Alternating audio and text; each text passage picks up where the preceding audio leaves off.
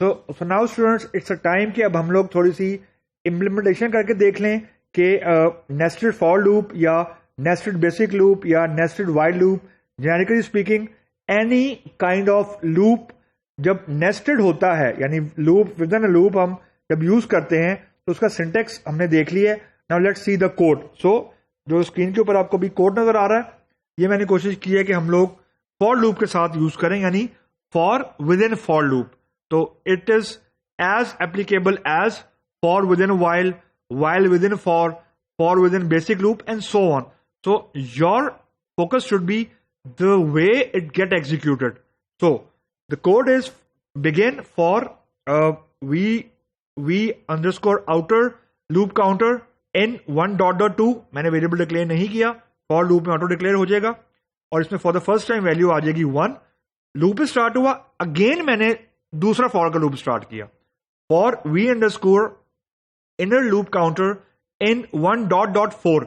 जो main loop है उसने 2 मरतबा चलना है 1 से लेकर 2 तक, और जो इनर लूप है उसने 3 मरतबा चलना है या 1 से लेकर 4 तक, 1 2 3 4। तो 1 से लेकर 4 तक चलना है इनर लूप ने और 1 से लेकर 2 तक चलना है आउटर लूप ने।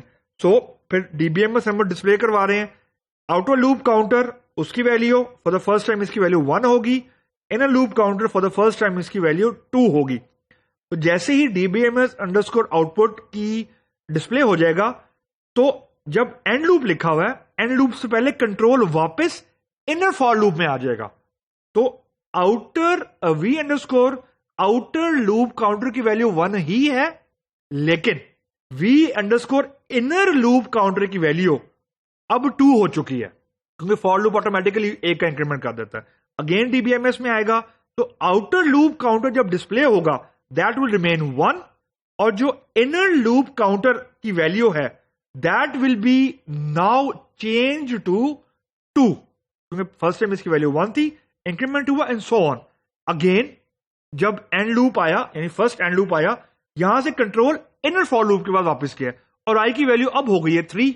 तो अगेन सेम सिचुएशन होगी कि आउटपुट होगी आउटर लूप 1 ही रहेगा, inner loop will be now updated to from 2 to 3 and so on.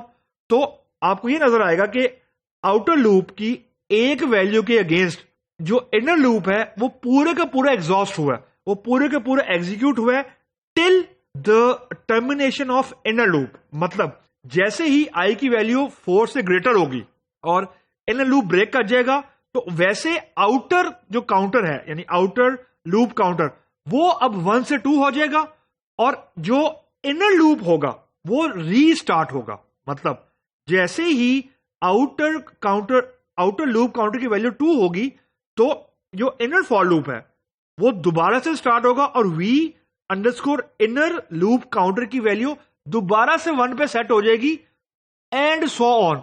और ये 1 से लेकर 4 तक दोबारा चलेगा मेन लूप के, यानी v underscore outer loop counter की वैल्यू 2 ही रहेगी जब तक इनर फॉर लूप पूरे का पूरा खत्म नहीं हो जाता, पूरे का पूरा टर्मिनेट नहीं होता।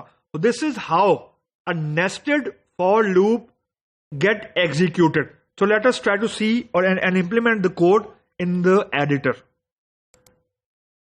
And let me do some formatting ताकि थोड़ा सा रीडेबल हो जाए, क्योंकि हमारे पास अब यहाँ पे 2 लूप हैं। तो let us not mix it up. तो ये जो DBMS है, this is within the nested loop. So let us try to run this and see कि ये what value it will display us. So let's see, outer loop counter is 1, यानी ये वाली variable, ये वाली वैल्यू डिस्प्ले हुई। Outer loop counter is जो for the first time I की वैल्यू थी, इस काउंटर की वैल्यू है 1, V underscore outer loop counter. Outer loop counter is 1, inner loop counter is 2, यानी for the first time inner loop counter, यानी this keyword it is having a value of 1। Next time आप देखें, outer loop counter की value अभी भी 1 ही है, यानी मेन लूप की वैल्यू अभी 1 ही है, लेकिन इनर लूप काउंटर इज 2, यानी ये वाली वैल्यू, ये जो v underscore inner loop counter है, वो नेक्स्ट आइटरेशन में अब 2 हो चुका है।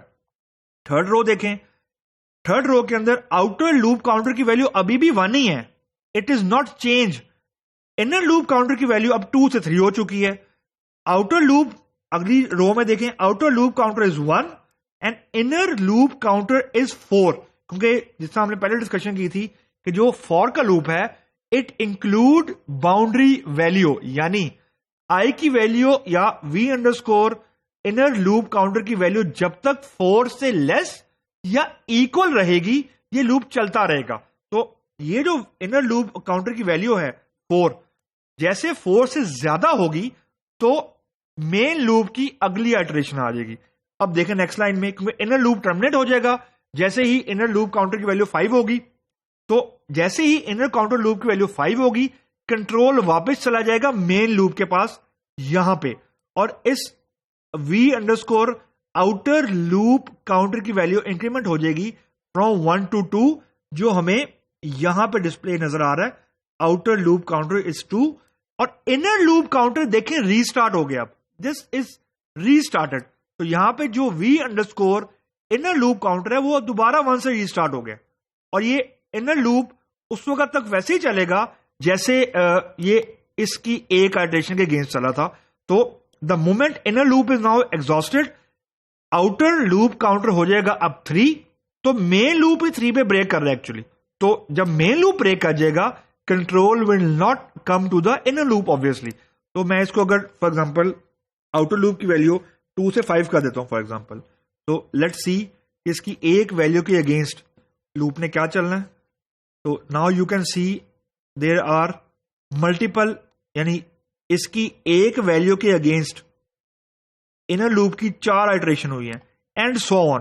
अब जब तक outer v underscore outer loop counter की वैल्यू 5 रहेगी उतनी मर्तबा ये इनर लूप ने चलना है। तो we can say 5 into 4, 5 is the total number of iteration of main loop and 4 is the total number of iteration in the sub loop। तो टोटल जो हमें dbms अंडरस्कोर आउटपुट डिस्प्ले होंगे अगर आप इन्हें काउंट करेंगे it will turn out to be 20।